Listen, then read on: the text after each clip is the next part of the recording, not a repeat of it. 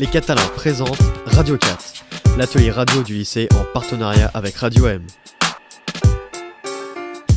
Pour ce premier épisode, nous vous emmènerons tout droit au festival du cinéma, de l'écrit à l'écran et plus particulièrement au village des sciences. Notre question, comment la technologie peut-elle nous permettre de voyager et de découvrir des univers lointains ou méconnus ? Notre départ sera l'invention du cinématographe et la possibilité de capturer le mouvement pour filmer la vie quotidienne ou créer des univers incroyables. Nous partagerons ensuite avec vous quelques expériences de réalité virtuelle. Cette nouvelle technologie qui nous permet de simuler un environnement et d'interagir avec lui. Et enfin, en route pour l'espace. La science et les technologies actuelles nous permettront-elles d'aller explorer la planète Mars ? Réponse à la fin de ce voyage sonore. Prêt ? Embarquement immédiat. Radio 4. Alors nous sommes dans la cour de l'Onitorium.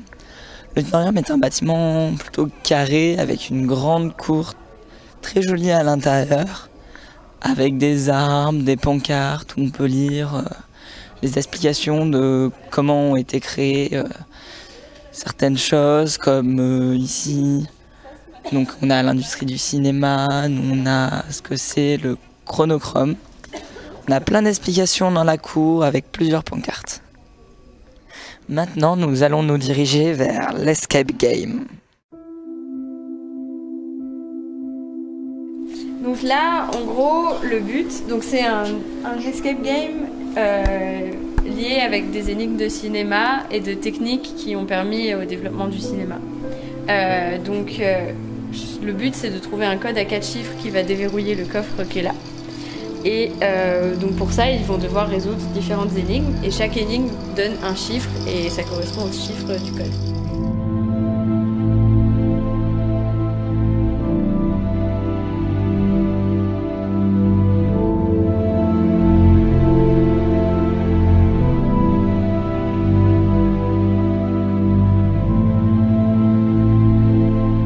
Toutes ces énigmes, elles ont été faites par qui ? Par Alain Chocard et moi. Donc Alain Chocard, c'est le président Du festival, voilà. Et on peut avoir votre nom Laure Duchamp. Mon métier, c'est de faire des jeux pédagogiques. Et donc, en communication scientifique, voilà. Donc, Alain avait le savoir en cinéma et moi, j'avais le savoir en ludification, on va dire. Et donc, du coup, on a collaboré pour créer ces énigmes. Et j'ai encore une question, moi, Ouais. les gens qui participent à ça, du coup, ça marche, ils sont plutôt contents. Ouais, on a eu, du coup, ça c'était notre premier roulement d'essai. Donc on l'a ouvert mercredi dernier et ça se termine aujourd'hui. Et tout le monde était trop heureux, les profs comme les élèves. Moi ça me met tellement en joie quand je vois les élèves qui réutilisent leurs cours pour pouvoir trouver des solutions et aller plus vite et qui disent en fait ça me sert et voilà, et les profs qui puissent avoir un lien de connexion en disant vous voyez, un support pour pouvoir expliquer d'autres choses derrière. Donc non, oui, ça marche trop bien et on est trop contents. C'est la première année, peut-être qu'elle sera réinvestie. Je pense, ouais. Et l'idée c'est que comme il est assez mobile et qu'il tient dans une voiture, qu'il puisse être loué et utilisé comme support pédagogique pour qui veut en fait. Voilà. Bravo. Merci beaucoup.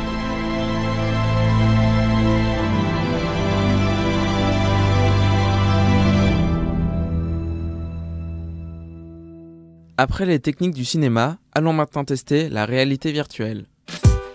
Radio 4. La réalité virtuelle, c'est un casque qu'on met sur la tête, comme des lunettes à peu près. C'est-à-dire des grosses lunettes qui sont devant nos yeux, qui nous projettent des images, que ça soit pour nous immerger dans les fonds marins, pour nous immerger dans l'espace, ou encore pour s'imaginer être comme des oiseaux ou autres. Donc du coup, bonjour, est-ce que vous pourriez nous préciser quel est le but de cet atelier ? C'est de faire découvrir la réalité virtuelle à un maximum de personnes, donc tout public vraiment. On a des programmes variés qui vont de captation de concerts à des animations sur des tableaux ou encore dans l'espace, donc en rapport avec les films qui sont projetés à côté. Et là, exactement, les jeunes qui sont ici, qu'est-ce qu'ils sont en train de vivre? Là, on leur a fait découvrir du coup un Arte Trips, donc c'est autour d'un tableau de Klimt. Donc ils sont en train de vivre, c'est-à-dire au début ils sont dans une maison, situation, et petit à petit la mer commence à recouvrir la maison, donc ils se retrouvent un peu sur l'eau. Donc en même temps il y a du mouvement, et puis vraiment c'est assez impressionnant parce que même la bande son aussi est très immersive. Voilà. Donc ce qui est chouette, c'est que l'image comme le son en fait, ça tourne, mais la source du bruit, elle reste toujours la même. Si elle est à gauche, on va tourner, elle reste toujours au même endroit. Et ça aussi, c'est ce qui fait de la réalité virtuelle vraiment un point très impressionnant et très immersif. Ça se développe pas mal au niveau des jeux vidéo.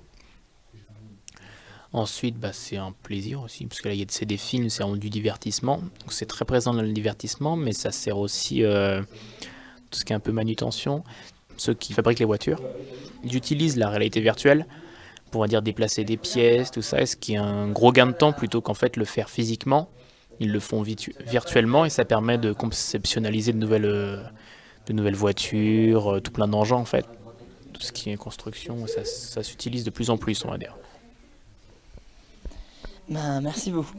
Radio 4. L'expérience virtuelle vous a plu? En route pour l'espace infini. Direction la planète Mars. Alors là, on va commencer par rentrer dans l'auditorium pour aller voir le film. Donc là, on va commencer à s'asseoir sur une petite estrade.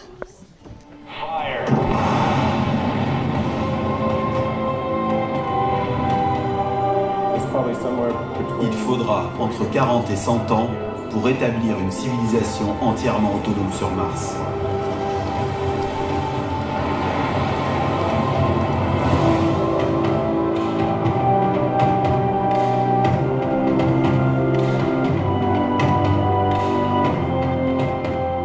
Oui, donc bonjour, est-ce que vous pouvez nous présenter qui vous êtes?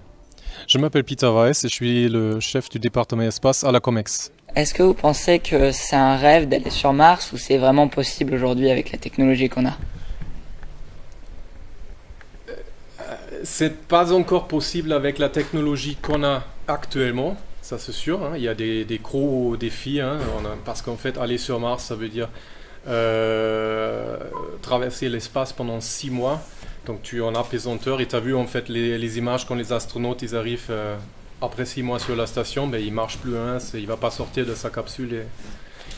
Donc il y a pas mal de choses à résoudre encore. Également par rapport à la radiation, parce qu'en fait sur Terre on est protégé de la radiation spatiale. Et si tu envoies quelqu'un sur Mars directement, ils ne sont pas protégés. Et ça c'est dangereux. Et là on n'a pas encore de solution.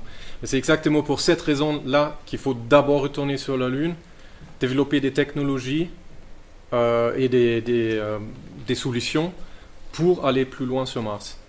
Donc non, actuellement on n'a pas la technologie, mais je pense qu'on n'est pas très loin de l'avoir. On peut l'avoir, c'est une question de, comme ça a été dit dans le film, de volonté politique. Et vous pensez donc que ça sera dans combien de temps à peu près pour vous? Prochaine question. Non, non Lune 2024, je pense que c'est faisable. C'est dans 5 ans, hein, c'est pas... on va tous le voir. Une mission habitée sur Mars, ça va beaucoup dépendre comment ça se passe avec le retour sur la Lune. S'il y a vraiment là, il y a ce que j'espère, hein, s'il y a un nouvel élan qui a été créé, peut-être ça peut venir assez rapidement même des missions sur Mars. Il y a une nouvelle sorte de course vers l'espace en fait. Il y a la NASA, il y a les Russes, il y a des Chinois. Les Chinois, ils ont un robot qui opère actuellement sur la Lune. Il y a même des Indiens qui parlent aujourd'hui de commencer avec des vols habités. Sauf les Européennes, ils ne peuvent pas le faire. Soi-disant parce qu'ils n'ont pas l'argent. Mais pour moi, c'est faux. Parce que on est un continent assez riche. On est un des continents plus riches de cette planète. Et on a aussi l'expertise. On n'est pas bête. C'est important. Des fois en Europe, on a le sentiment on se concentre trop sur économiquement, est-ce que c'est viable, des trucs comme ça. Mais ce qui nous manque des fois, c'est l'inspiration. Moi, ça fait un peu plus que 10 ans que je travaille dans le spatial. Moi, j'ai vu arriver SpaceX. SpaceX, ça vous parle? Musk, c'est le chef de SpaceX. À l'époque, au début, tout le monde rigolait de SpaceX. D'accord? Aujourd'hui, il n'y a plus personne qui rigole. Il a complètement révolutionné tout le marché des lanceurs, à un point que même les Européennes, ils sont en train de redéfinir le lanceur Ariane pour répondre à l'offre SpaceX. Les calculs de trajectoire devront être parfaits. La course de Mars autour du Soleil nous éloigne plus ou moins d'elle. Au plus près, l'orbite de la planète rouge passe à 60 millions de kilomètres. Au plus loin, 400 millions.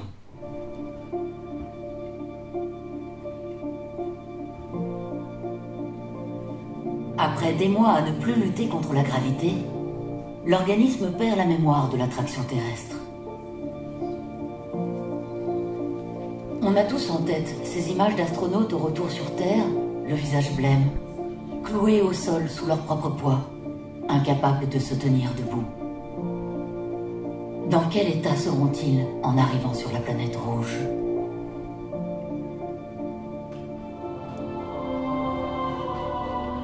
Grâce aux données récoltées depuis des années, le profil du futur équipage martien se dessine clairement. Une équipe soudée plutôt qu'une addition d'individualités. En toute situation, il leur faudra faire face ensemble, quoi qu'il arrive. Nul doute que demain, des humains vivront dans des maisons de glace ou de roches martiennes, des dômes futuristes étanches. Ils produiront leur propre oxygène, leur propre nourriture, et des robots arpenteront à leur côté la surface de la 4e planète de notre système solaire.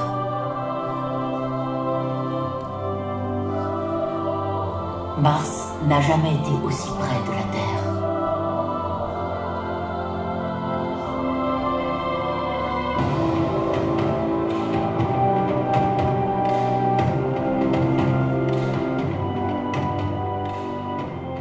Les missions spatiales, c'était toujours une mission d'une agence, de la NASA. La NASA a décidé d'envoyer quelqu'un sur la Lune, la NASA envoie quelqu'un sur Mars.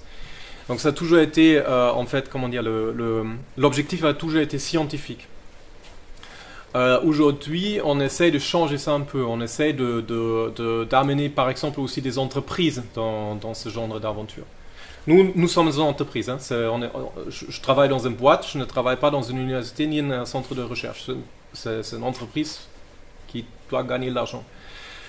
Et en fait, il y a un intérêt parce que tu peux t'imaginer dans l'avenir qu'on va récupérer certains éléments sur la Lune ou même sur Mars que tu ne trouves pas ou pas beaucoup sur la Terre. Voilà. Donc c'est ça, quand on parle de colonisation, c'est pas que pour les scientifiques, c'est pas que pour, comme il disait, récupérer des cailloux, mais également pour avoir une sorte d'économie qui va avec. Ok. Merci. Merci à vous. Merci. Notre voyage s'arrête ici. Nous espérons que vous avez passé un agréable moment avec nous pour cette exploration du village des sciences. Merci pour votre écoute attentive. C'était Radio 4 avec Victoria, Lucas, Ellie, Jarod et Antonin. À bientôt. Radio 4. Radio 4. Radio 4. Radio 4. Les sciences autrement. Radio 4, les sciences autrement.